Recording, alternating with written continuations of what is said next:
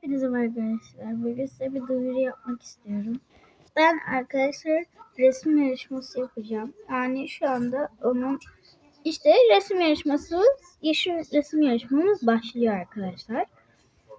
Fotoğrafı da gönderimde paylaşacağım yakın zamanda. Süreniz arkadaşlar, katılanların ödülünü hemen gösteriyorum.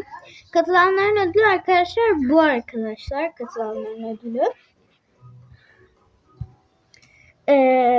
O yüzden kodunuzu ve adınızı yazmayı unutmayın. Katılmak istiyorsanız abla ben katılmak istiyorum yazsanız yeter. Bir de kodunuzu yazsanız, yani kodunuzu ve adınızı yazmanız yeter arkadaşlar. Ödülü zaten gördünüz. Ben gönderimde paylaşacağım çizdiğiniz resmi. O zaman bye.